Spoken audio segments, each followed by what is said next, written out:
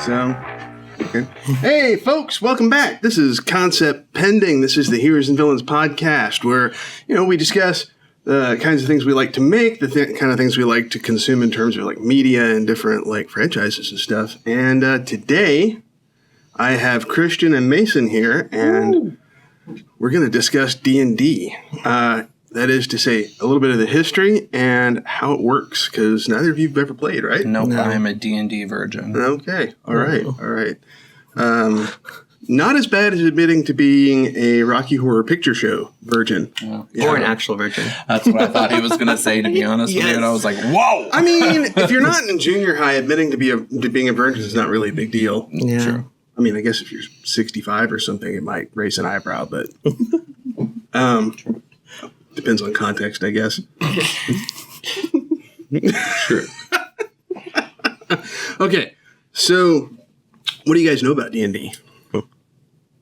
Dungeons and Dragons. Yes. Not a lot. Yes. Actually, it's just from this podcast that I realized that it's not a card game. And I think just from like you explaining it, that it's like all imaginary. Yes. Yeah. I mean, it is all imaginary. Yeah. We'll get into that. And I also kind of like mixed it with like magic. So I did too. There's a reason why. I did too. Yeah. Okay. All I know is from the product that we've made. Like, I know characters. I know monsters, and then I also saw obviously the movie, like the Chris Pine movie that came out. Like I saw that, but like I think that's obviously was that good? Oh, I loved it. It was a lot of fun. It was so good. Yeah. I recommend it. Even if you don't know D&D, it's still just a fantasy movie, and it's kind of got a comedic tone. Right? Got a really good cast. Yeah. And so the bit where the paladin character is walking off across the beach, and he goes up and over the rock, and Chris Pine's character is talking over it, that was improvised. Chris Pine improvised that because nobody told Roger-Jean Page to stop walking. Roger-Jean Page is just hilarious. So he did what he thought his character would do and went in a straight line and walked over the boulder. That's amazing. You know who that is, right? No. Bridgerton. It's the hot Duke for Bridgerton season 1. Oh, isn't the one that quit? Yeah. Oh, okay. Dang. Yeah. Watch that. It was good. Chris Pine, Justice Smith from Detective Pikachu, the main character, the main human character. Oh, yeah. He's in Jurassic World too. Who else was in it?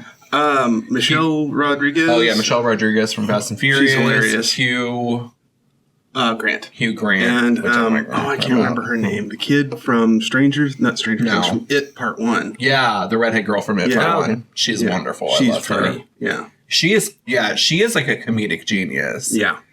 Plays it completely straight.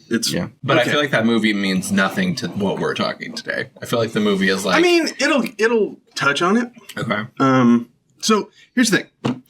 D&D has its origins in something called wargaming. Okay. Are you guys familiar with that at all? No. I know Battleship. No.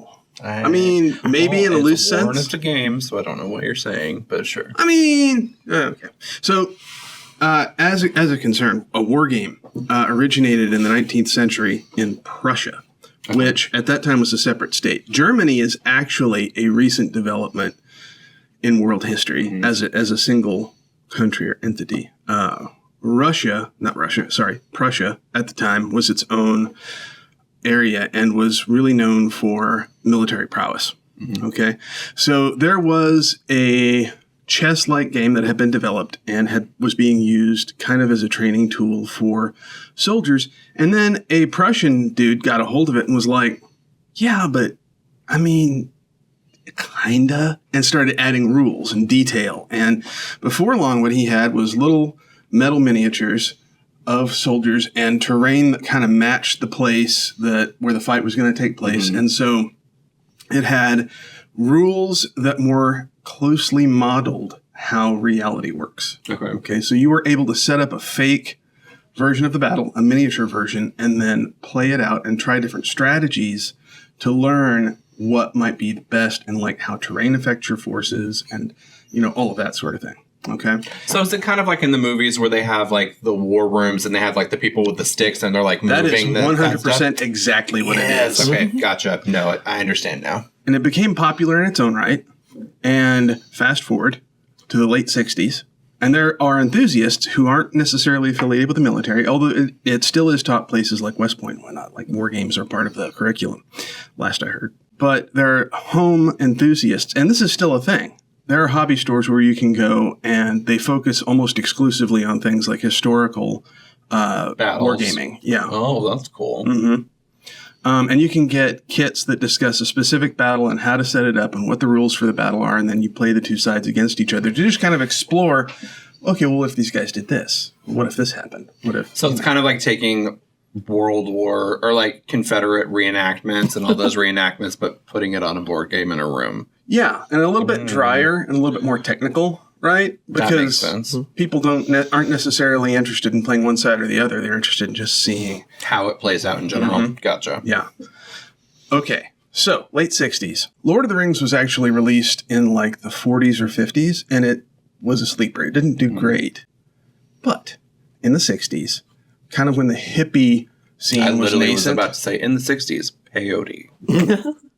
Yes. I mean, yeah. So it became an early meme. The meme was actually Frodo Lives, and you had buttons and bumper stickers and T-shirts and stuff everywhere. Oh, I've seen that. Yeah. Okay. Because I wouldn't shut up about it a few months ago, and that is exactly where I saw it. You're not wrong. I didn't. Yes. Yeah. Okay. Oh my God, you like have like ingrained things in my mind that like I feel like are just a part of like my own history, but it's just you.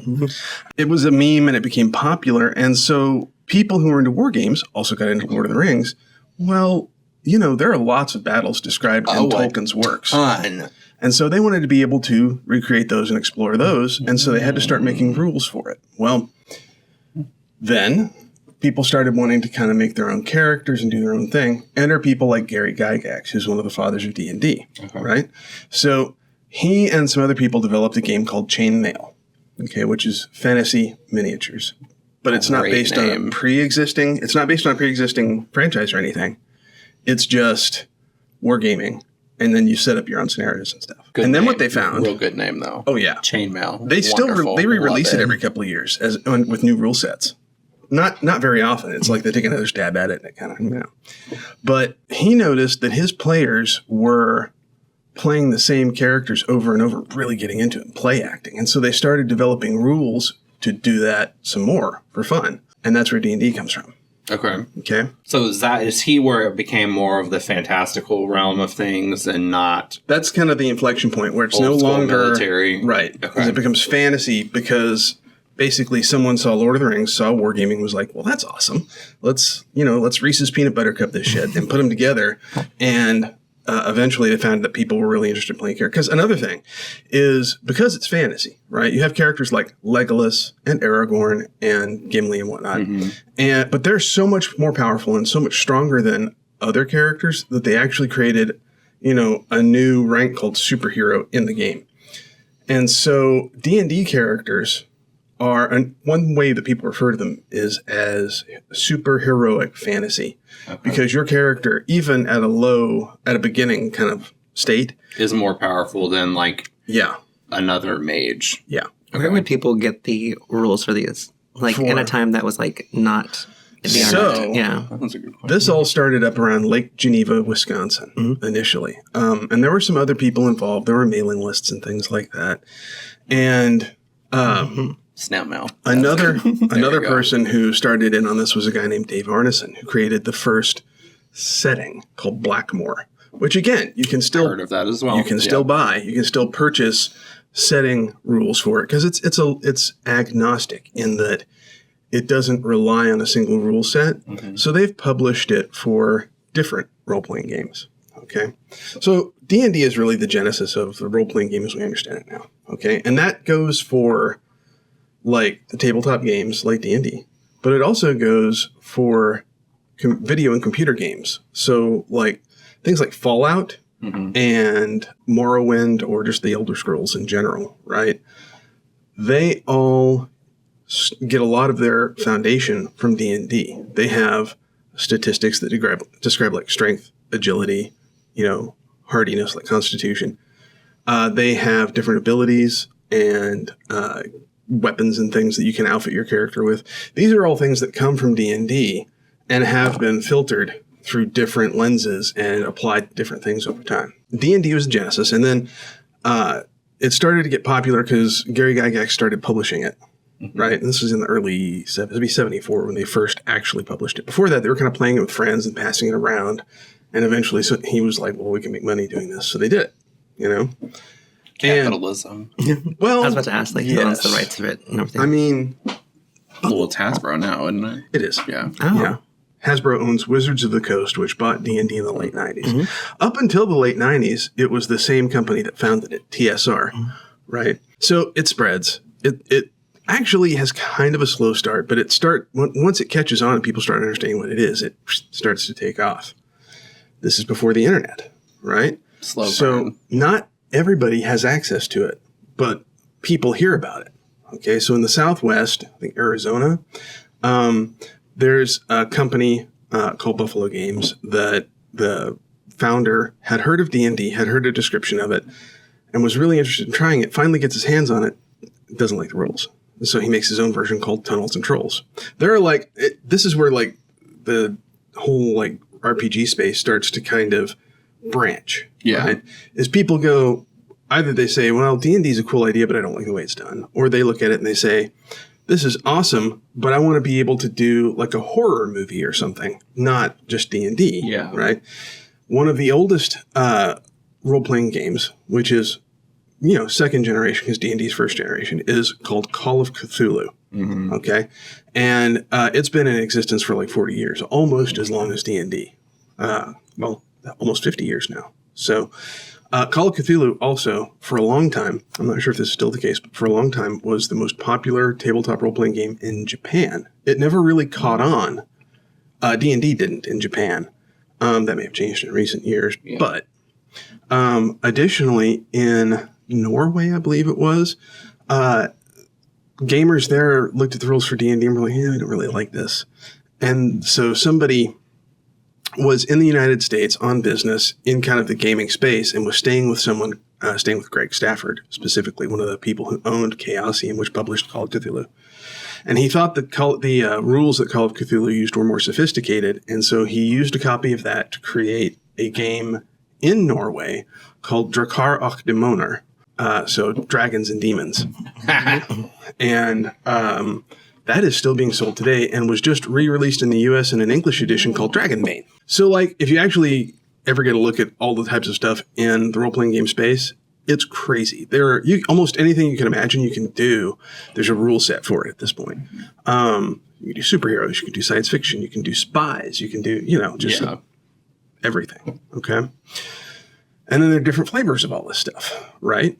Like with fantasy, you have D&D and other things like D&D, which that would be games such as Pathfinder, games like, and then various versions of things like D&D. So there's one called Dungeon Crawl Classics, Osric, which is kind of an adaptation of old D&D rules, things like that.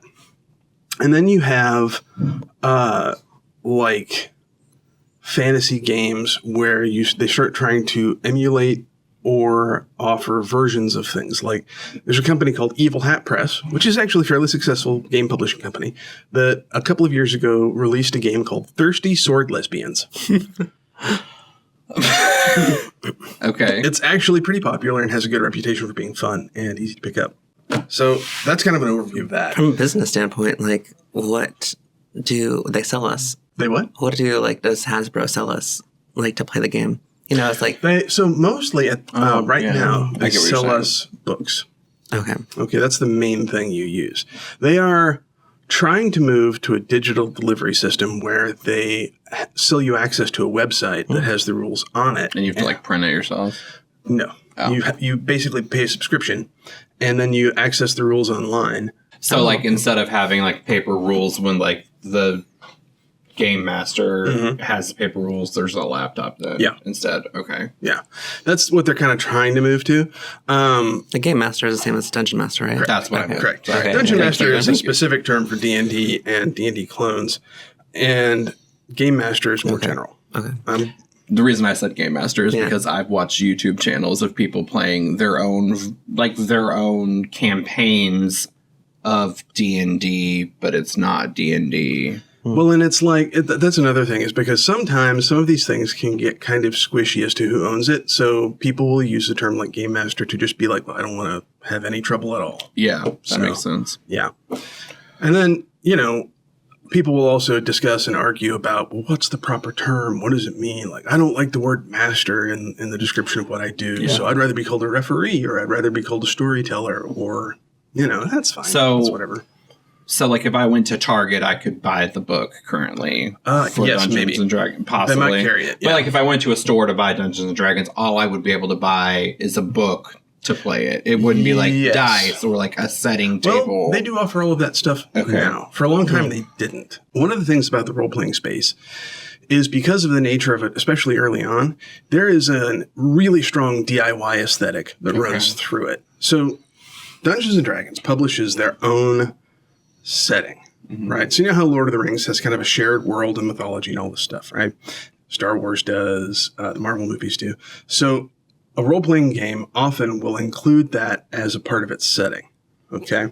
As part of its game. The rules are going to be optimized to help simulate that setting. But here's the thing. Just because there's a setting available, that doesn't mean that people necessarily have to use that setting. Okay. Which is where homebrew comes from, which is where... Most campaigns, especially historically, were all homebrew. You were given monsters, you were given maybe adventures and things, but people would, remix them. They would take them, tear them apart. Create a new world themselves. Exactly. Okay. Yeah. It's common for dungeon masters to buy adventures, not to run the adventure, but to have access to the monsters and all of the maps and scenarios in it, so they can pull out what they want and put it into a new story. If there's a room in a dungeon and you like the way it's done, it doesn't have to go in the original story. You could grab it, put it in your own dungeon, and just have it, because this isn't being published to the world. This is for you and your friends. So there's maps? Yes. Interesting. Didn't you say you design your own characters too? Yes, you can. Wow. So here's how it works. Because aren't there like a list of like, not species, but what is it called? Well, there's like a D&D term calls for them it. races. That. And there's been a lot of argument about that back and forth. And preferred term amongst a lot of people is to refer to them as species now. Because what happens when you say races is that like a lot of real world prejudices and biases get it baked in. 100%. Right? It's like how... Okay, so we'll talk about Tolkien for just a second, okay? There is a criticism that the dwarves especially are based on the Jewish people, okay? I have never heard this. Yes. Interesting. They live underground. They're greedy. They, so on and so forth, right? Somebody also mentioned that about like, was it the goblins in Harry Potter? Yes. Oh. But, okay, so here's the difference. Oh, I've heard that. J.K. Rowling may have done that unwittingly. Yeah. Right? It totally does play into anti-Semitic stereotypes. Yeah. And that's one of the big problems with stereotypes is because you internalize them and you don't realize you're using them. Yeah. Right? With Tolkien, he used the stereotypes deliberately, but he, in his original conception, did not think that he was really criticizing the Jewish people. He wanted some inspiration because he was a linguist. Lord of the Rings and The Hobbit and everything actually kind of started as a hobby for him. He was like developing a fantasy language. And for that to make sense the way he wanted it to, he had to develop a whole history and a whole background so that like etymologically speaking, it makes sense where words come from and how they flow together and change over time. And he eventually had so much going on and liked it so much that he started telling stories about it. And that's where you get The Hobbit and The Lord of the Rings trilogy. Okay. Really rough. Tolkien scholars will come for me. I'm not a Tolkien scholar. I'm just going to say that up front. Okay. He did base the dwarves on the Jewish people, but because he wanted a starting point. World War II happens. After World War II, someone points out, the stereotypes in it and how they're negative. After World War II, you probably wouldn't find someone who was more virulently anti-Nazi than J.R.R. Tolkien was. And when it was explained to him and pointed out to him what he had really done in the books, it upset him. It did. Oh. And he actually changed it, and they released a new edition. Oh. Yes. Woohoo. Yeah. Is the movie based on the new? I assume so, because that would be just weird not to. Yeah. authors and future authors take note, it is possible to admit that you've been wrong and change. And that's all I'll say about that. Okay. Pointed. Yeah. So, So, like, what are the different species then in Dungeons and Dragons? Well, is it true that there are lizard people? And Yes. is it also true that there are cat people? yes. Oh my god, There I'm are- so happy. Okay. Okay. Keep in mind that because of homebrew, it's like fonts on the internet, right? You can make a font on your own if you want to.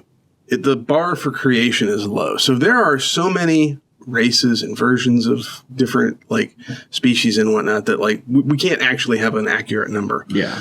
Officially published, dozens and dozens and dozens and dozens. Okay. Yeah. And like the lizard people, I just now thought what they're actually called in my head. They're dragonborn, right? Isn't that what they're called? Or is that something else? Here's the thing. There are both lizard folk and dragonborn. Oh. Yeah. Yeah. They're different. Very different. Right. On both terms. Lizard folk are anthropomorphized lizards, Okay. right? Dragonborn are problematic because in their original conception, Dragonborn were former slaves of dragons who had been forcibly bred.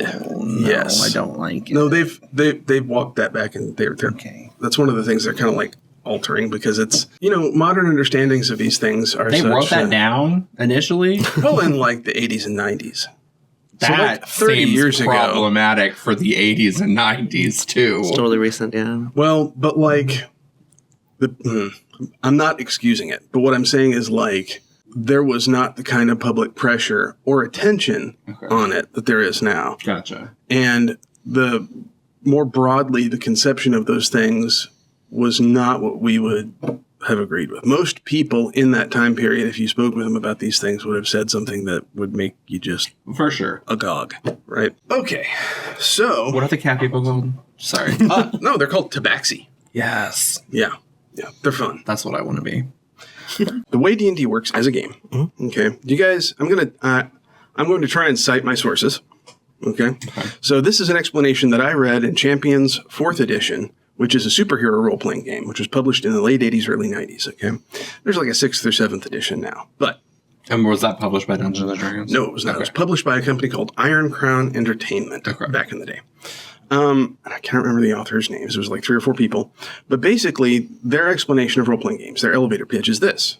Do you ever play Cops and Robbers when you're a kid or something like it? Of course. Okay. So there's always a situation that arises where some kid goes, bang, bang, and the other kid goes, ha, ha, I have a force field. And the first kid goes, nuh-uh, and then a fight ensues. Right? Yes. Okay, D&D is a game that allows adults to make adult versions of stories like that and has rules to keep that kind of nonsense from happening. Okay. That is, at its core, what you're doing. And it sounds like, well, who would do that? That's kid stuff.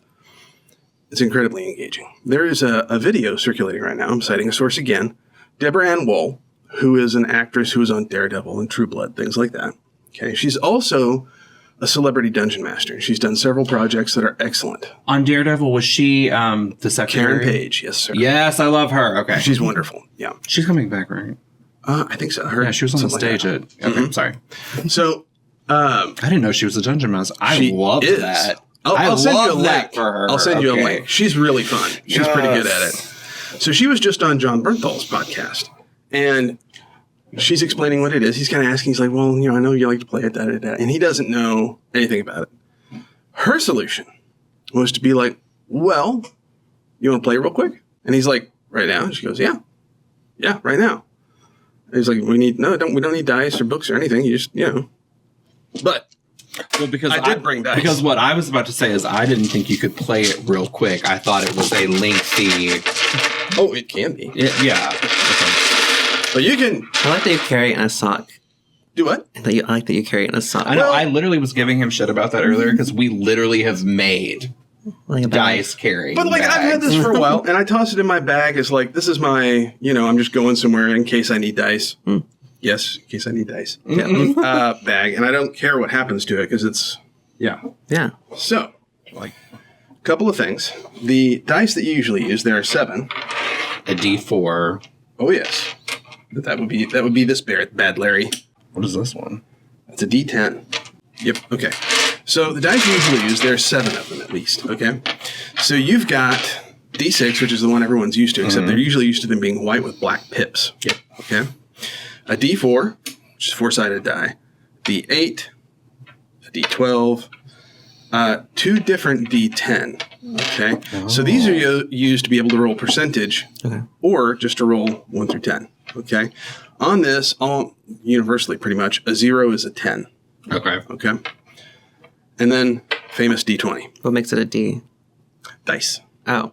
Die. I thought it was I didn't know either. So, not counting these two, these are classical platonic solids, right? Okay. So, Oh, yeah. yeah, Okay. high school geometry. Yeah. Yeah. All right. So, dice. And then you have weird dice. These are novelty dice that they roll true, but they just look funny. No. And then this is a D2. So it's like a coin flip. It is. Absolutely. It looks like a that. spell book, you know. It does. I like these weird ones. Yeah. So, okay. Here's what we're going to do. You want to be a tabaxi? Yes. Okay. Any idea what? Nope. No? Give them options. Yeah. Whatever. Okay. A List couple off options. quick options. You Okay. could be human. No. You could be an elf. You could be a dwarf. You could be a halfling. A fairy. A fairy? Sure. Yes. So a fairy and a tabaxi. Okay. Okay. Fairy's going to be Yes, maybe no. a foot tall, right? A tabaxi is human-sized. So you could be anywhere from like 3 or 4 feet tall up to about almost 7 if you want. So. Hell yeah. Okay. All right. So you guys are skulking through what looks like an abandoned city. Okay. Okay. It's night. This place is all in ruins. Okay. It's not. It's a new moon, so the sky's dark. There are skies overhead, so all you really have to see by is a little bit of moonlight, which is fine by you two. You can see in the dark. Yeah. And I believe I'm going to just go ahead and say, because I can't remember it off the top of my head, that you can as well. Okay. Everything's in grayscale, though. Oh, okay. That tracks. Yeah. All right. So you guys are creeping along. You've been looking for artifacts, things you can sell. You're basically raiding this old abandoned city. As an For loot. antiquer, as I would do. As you come around a corner, you can see up ahead a nearly 7-foot tall creature that looks vaguely humanoid shaped. It has long, gangly limbs and seems to be covered in coarse hair. It's looking around. Its eyes are shining like an animal in the dark, and it has what appears to be a hyena's head. Nope. It's covered in a rough agglomeration of different types of armor. So it has like maybe what looks like it's scavenged leather armor, and then it maybe has an iron pauldron on its arm up here. It's wielding a giant, heavy black axe. Okay. You, the tabaxi, have a short bow slung across your back and some arrows. Acceptable. Fairy, you have a blowgun and a dagger, and you have a sword if you need it, but you Like probably, a broadsword? Well, so the thing about a broadsword is it's probably going to be two-handed. Okay. You maybe have a one-handed sword, Acceptable. and you have your choice here. You can either be the sort of person who likes to get up close and fight, or doesn't.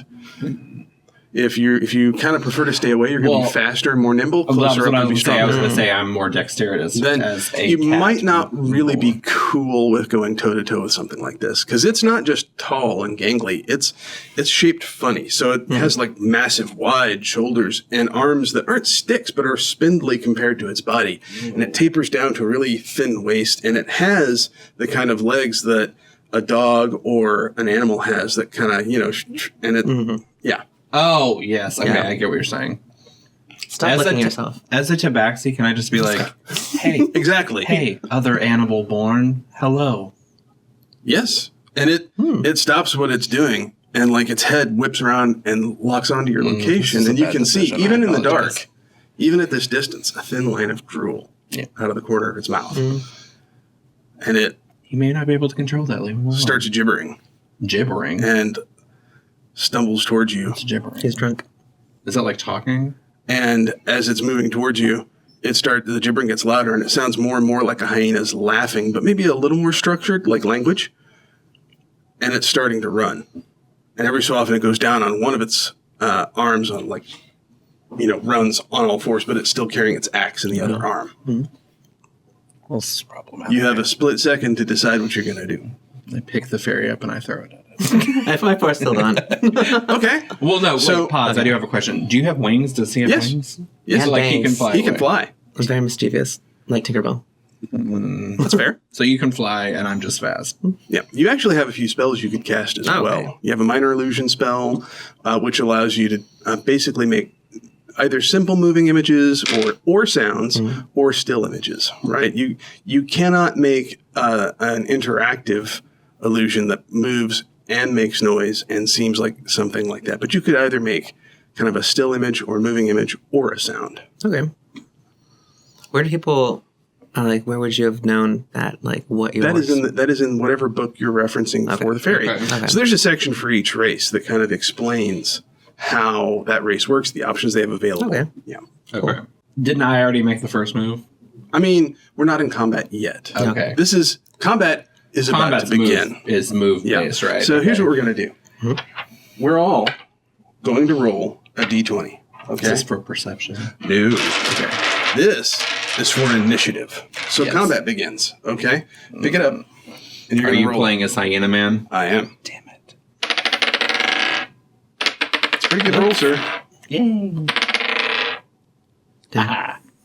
Oh, So- shit. The higher, I the misread better. that. Oops. All right. I got Okay. a 3. I got a 17.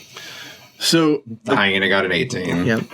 the creature closes quickly with you, raises the black axe over its head, and with kind of a slavering, gibbering noise, brings it down whack, against you.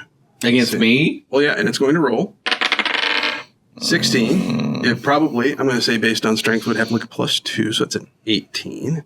We're going to say, since you were saying your character is more dexterous and whatnot, you might have studded leather armor, okay, which gives you +2. And then you've got probably a dexterity. We'll say you've got a +3, so it's a +5. Your base is 10, so it's 15 to start with, low levels. So, but you know what? We're going to say that you're a rogue, right? Okay. You're out plundering, you're thieving, right? That makes sense. So you have an ability, right, that allows you to take any incoming damage and halve it by basically just being lucky. Okay. So But am I like able to roll to like move out of the way? Like, is that a thing that I can do? not for an attack like this. Okay. That was what that's what Is your that what armor this class was? partly Okay. represents. Okay. So this is all fairly abstracted. Okay. Your armor class is actually something that represents not only how strong your armor is, but it also represents how nimble you are, how easily you dodge. So anytime something happens, there's some interpretation, right? The dice tell us whether or not a hit connects, but we can decide, well, what does that look like? All right. So he hits you, right? And he brings this axe down. That's a 7 plus 2 for strength, so 9. But we're gonna have that. And this is something that's often up to the discretion of dungeon masters, but as a table rule, right, I always round in the favor of the players.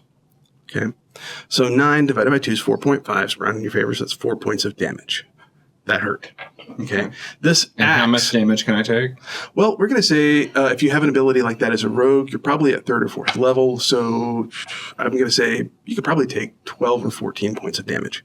That's not inconsiderable, but it's not enough to knock you out in one go. Okay. Okay? Do you have 9 lives? Tabaxi do not have 9 lives. Oh. They have 18. That doesn't. Now that wouldn't stop you from making a new character and just being like, "No, this is his second life," and driving your dungeon master absolutely up the wall, which is the unofficial sport undergirding all of D&D. Yeah. Okay, so that was its turn. It has moved. It has attacked. Okay, so now you're next in the initiative, so it's your turn. Have we collected anything so far? So far, I'm going to say that you've picked up a few odds and ends. This place has been out here for a while. It's a little picked over, but like you guys are being a little bit more careful and combing through.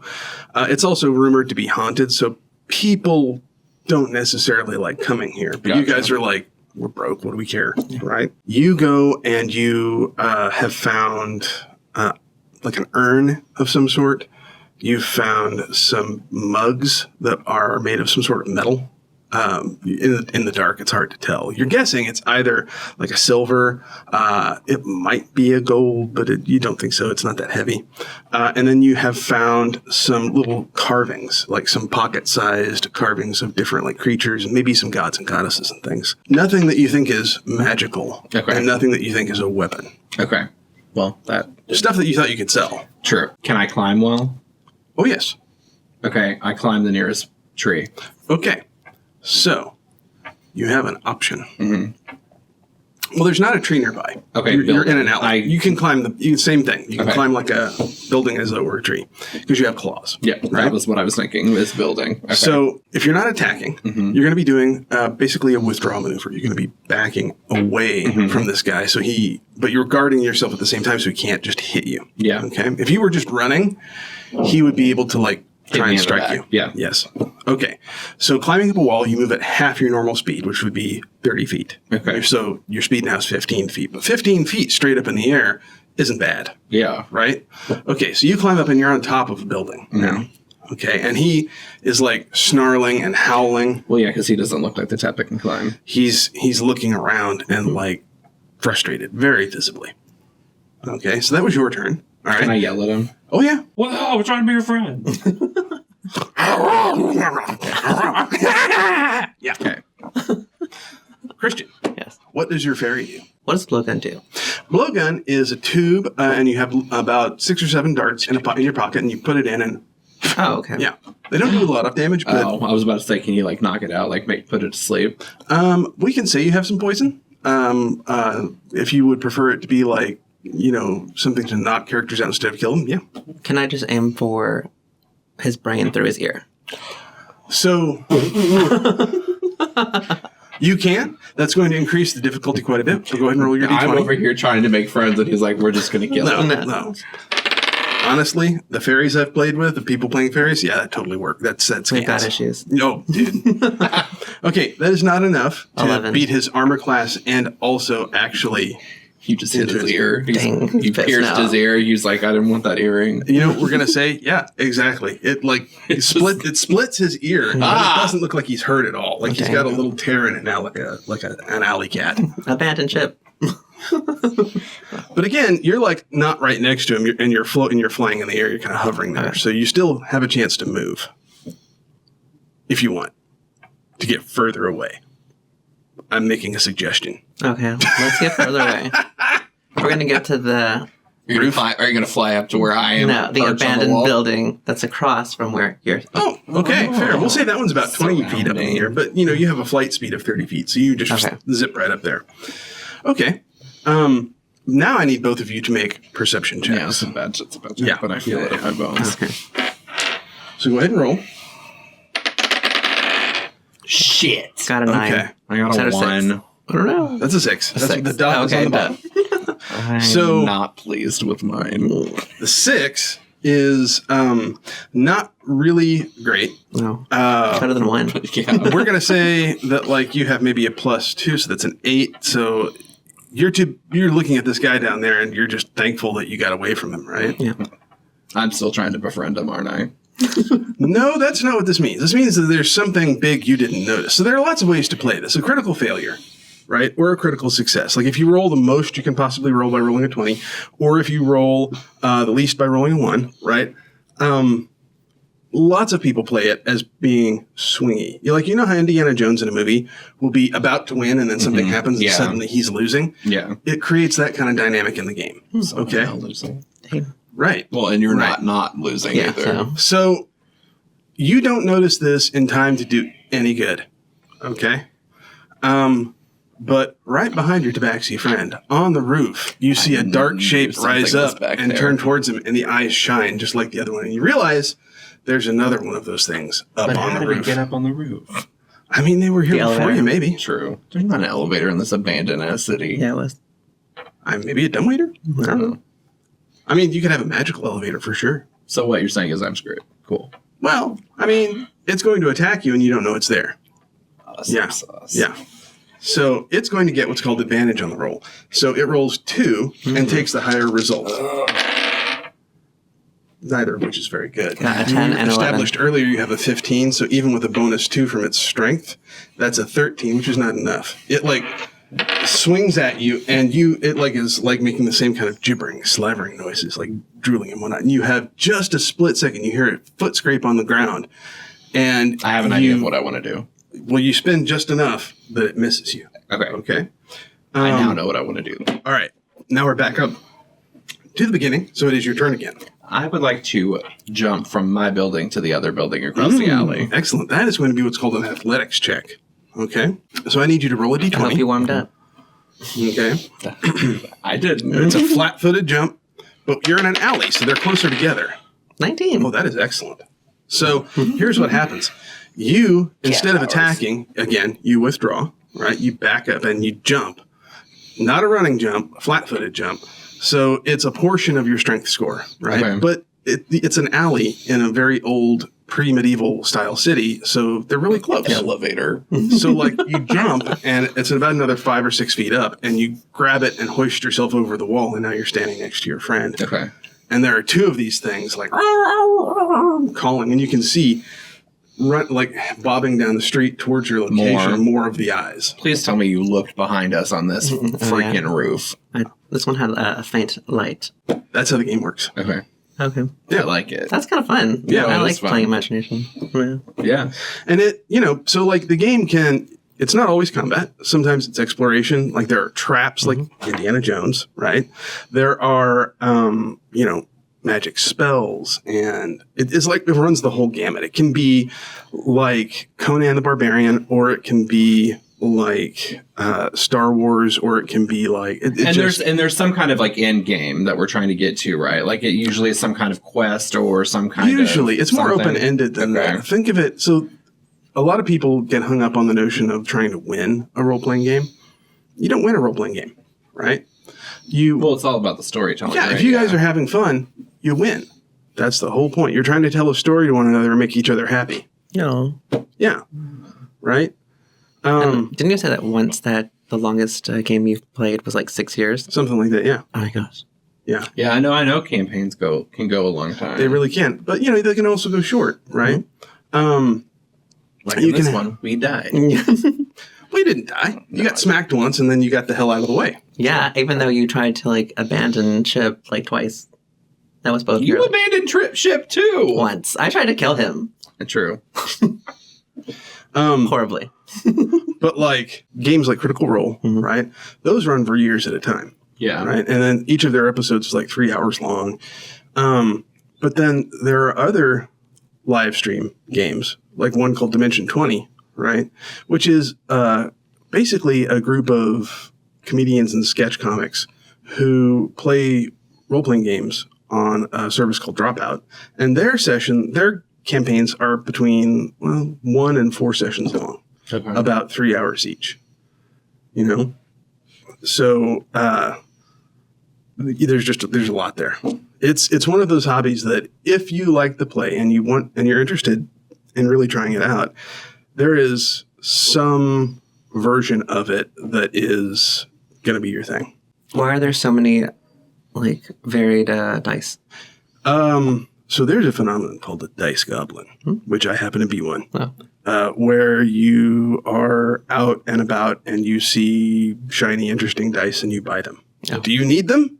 No. Yes, you do.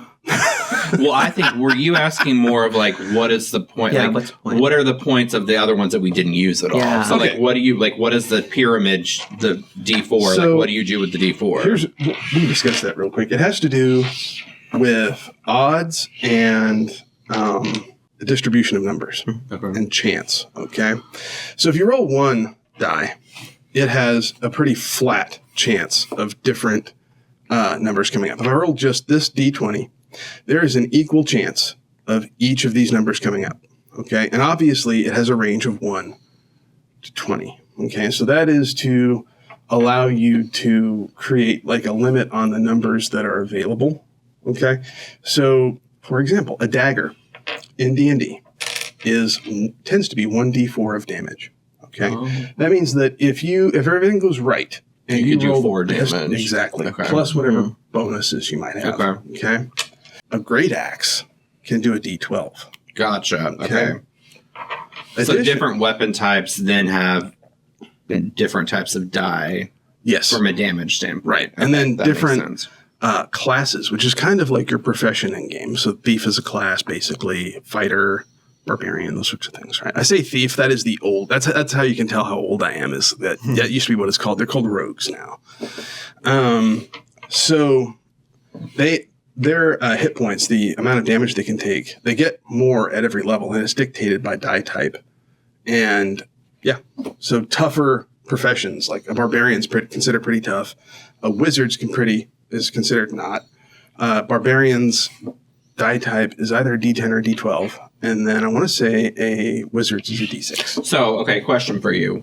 You're saying like wizards, barbarian, all those, are those species too? Those or are classes. Classes. So like I could be a wizard tabaxi. Exactly. Okay, that was my question. In original old D&D, no. Races and classes were the same thing. Okay. So you could be a human who was a thief or a fighter or a cleric, or you could be just an elf, a dwarf, a halfling, which is what they call bards come into play? the 80s, I want to say. And as a matter of fact, there was so this is where rogue comes from, because it was thieves and bards and maybe one or two other classes, and they were considered the rogue classes because they're, not necessarily nice people, right? And then the martial classes are things like barbarian and fighter and paladin. Yeah. Okay. So whenever you have a group, do you all have kind of like collectively agreed that you're going by one like manual or book? well, yeah, at the outset, you kind of like, we're going to play D&D. Mm-hmm. And so the person running the game says, well, we're definitely using these books. Mm-hmm. And then there are supplemental materials that are published with other rules in them. And as a group, you will decide, well, we're going to say that we're using these and these, but not these necessarily. Okay. And there are different reasons for that. Part of that is sometimes if people have access to anything, it can make the game a little bit silly, like in that there's no challenge. Yeah. Right. Another thing is, to be quite honest, the books are like $60 a pop. Oh, wow. So, if the dungeon master has to have all of them so you can play the stuff you want, or what is it, just limit some books so that it's not based on how much money you have, or when you're like forming a campaign, you obviously want a diverse group of roles though, right? So like you wouldn't want like everyone to be a paladin, or you wouldn't generally speaking, no. Okay. Yeah. Is there like a rule behind that, or is it just kind of like everyone agrees that like you want it to be diverse? It's usually more like everybody agrees, and it's not because there's a rule or anything. It's more like if you get into a fight, right? And if everybody has the same skills or really closely, it's worse than that. Like, let's say you have 3 people in the campaign, there are 3 fighters, right? And they're like, haha, I have an axe, I have 2 swords, and I have a mace, right? Great, cool. And after a while, the dungeon master's like, well, this sucks. They keep destroying everything I put in front of them. Mm-hmm. Okay, well then, the next person they fight is a wizard on a hill way back here who just throws fireballs as big as a house at them. And they all 3 don't have any chance. Yeah. Right. Because there's no diversity of power. Right. Okay. Right. That makes sense. What you want is people with different abilities and different capabilities to allow your group some flexibility, if that's what you're concerned with. Okay. Right? You could run a game where everyone's a bard. Right? You could run a game where everybody's a thief. Mm-hmm. Right? You can also run a game where everybody's a, quote, thief, but they're different classes. For example, Conan the Barbarian, the movies, right? Mm-hmm. Conan, very obviously, is a barbarian, right? But in the source material, in the novels and in the movies, that dude's a thief. Oh. Yeah. I did not know that. Yeah, he and his little, buddy run around and, break into places and steal shit and get away, right? Even though in the D&D rules, he would be a barbarian, the way he's played and the things he does in-game are more like this other thing. So, a lot of the excitement in playing the game is, thinking on your feet, with your imagination. Absolutely. Oh, cool. Yeah. That's nice. This. Yeah. It's so, a lot of it, the Dungeon Master is responsible for, laying out the basics and kind of sketching it out. But like what winds up happening is everything gets filled out and more detailed as you play because, everybody's contributing and adding detail. Yeah. Right. When I was a kid, one of the first games I played in that was run by someone else was Champions, again, superhero game. And I didn't know better. I was just thinking, I was improvising and coming up with stuff. We were in the enemy hideout and I was playing this character and we were trying to find some way up or something into the building. And I go, I run to the side door and open it and start running up the stairs. And the game master, my friend Jay, goes, what? What door? Because he didn't have a door there. I was just like, and that's a valid mode of play. But everybody has to understand that's what you're doing. Yeah. And that is not what we were doing. Like, there's a lot of leeway in terms of how a group of people will decide to play, right? It's not always the same, table to table, right? And then because you're dealing with different people, your interpersonal relationship with them and how you interact. Yeah. It's like friendships or anything. Yeah. You have to have the right chemistry to play. And if you don't, then it's not going to be a lot of fun and you're going to kind of dissolve, move apart. And Do you currently have a game playing, like a campaign? Yes. Yeah. I had several, which was too many. And now I've whittled it down to one night a week on Fridays. Do you meet in person or is it like online? Online. I have friends in Oklahoma, Las Vegas, around. Yeah. San Antonio now. Okay, we get it. You're popular. So, I won't lie. Yeah. I like collect friends the best I can. So like, I'm not saying I do it just to have players, Yeah. but it doesn't hurt. Yeah. No, I love this. This really explained it a lot, and like now I get it. All it wasn't credit that to I Deborah didn't Ann get Wall because I totally 110% ripped her off. She's the send one me that that did video. that. I wanna see it. It's awesome. She does a really good job. No, Yeah. I like this. Opened my eyes to it. Like I just don't want it to seem like I am doing it without giving any credit. Because No, for sure. Yeah. No, you've been super good about you didn't come up with Dungeons and Dragons, Greg. Yeah. No, you've cited all the sources. So this has been really, really helpful and not training me to be more of a nerd. it's one of those things that I don't know. I've just been doing it so long, it just feels like a part of the fabric reality to me now. It's there. It is. I realized there was a time before people did this. Yeah. I mean, when you consider all the things that have been invented since the 1970s that we take for granted and that we occupy our time with now, you got to wonder, what the hell did people do in the 50s? Why does anybody want to go back to the 1950s? Because it sounds like I would be bored out of my mind. Tupperware parties. That was the 60s, yo. Jello molds. Okay, maybe they had Jello molds. They were copper. Yeah. Yeah. Fair, All fair. the Jello salads. Oh, The ones with I'm not- tuna. And I'm the not hoop down with a with that. stick. Oh, the hoop with the stick. Yeah. Gross. Stick hoops, man. That's some fun stuff right there. What you do is you get yourself a dirt road and hit a stick hoop, and you Christ, get that thing rolling in a high wind, and you take someone's fence out if you're not careful. I am very curious about what characters you've played now because you are always one with a voice. So I feel like you have some weird shit up your sleeve. Well, one of the more recent characters I got to play was a Tortle, which imagine the Teenage Mutant Ninja Turtles, but like a little heavier. His name was They ate too much Garl. pizza. His name was what? Garl. Garl. He grew up in a swamp. Yes. Didn't fit in with the people he grew up with because he really, really, really was interested in philosophy. So he wound up going to this place called Candlekeep to study. And he essentially got expelled because now he would have a tendency to end arguments. Absolutely. But the way he would end them is by flying into a blind rage, blacking out, and beating the other person half to death. This is how he eventually found out he's a What barbarian. really happened with Franklin the Turtle. This is what we've learned.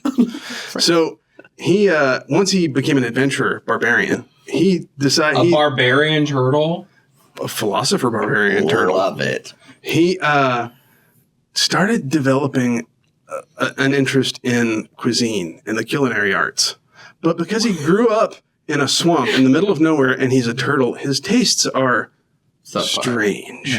Yes. He would taste things in a dungeon randomly, and if he liked it, would take a sample and cook with it and see what he could do.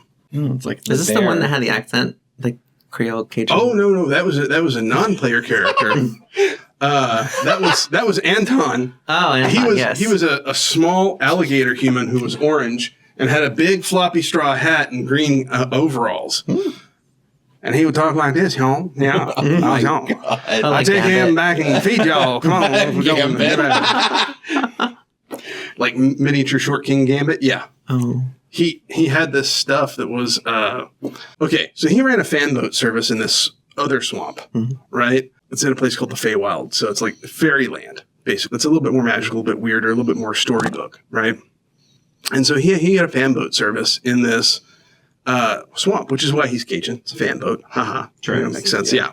They don't have engines. They don't have electric engines or gas engines, right? So in order to make a fan boat work, something has to spin the fan fast enough. So he had a little stationary bike on there that he would climb on.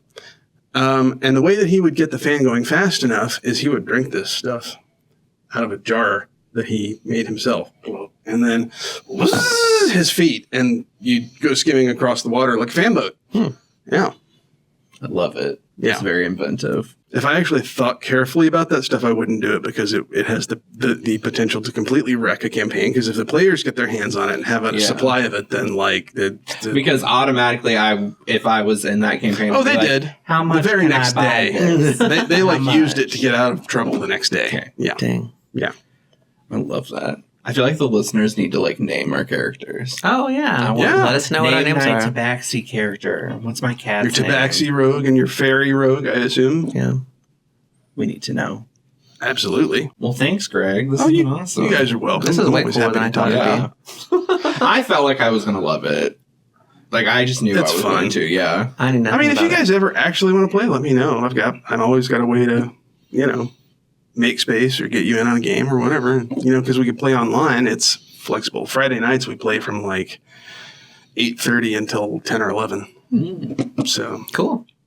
So what you're saying is, should heroes and villains have their own Dungeons and Dragons campaign? oh dear, I'm just kidding. Or am I kidding? All right, yeah. That'd be cool. the further adventures you can do like a radio play. Yeah. Yeah. That'd be fun. Well, cool. Thanks. All right. Yeah. So, folks, this has been Concept Pending, which is the Heroes and Villains podcast. If you want to do us a favor and follow us on social, you can do so at Heroes Villains Brand or visit our website, heroesvillains.com. You can also follow at Concept Pending on social. Name my cat. Thank you, folks. We'll see you next time.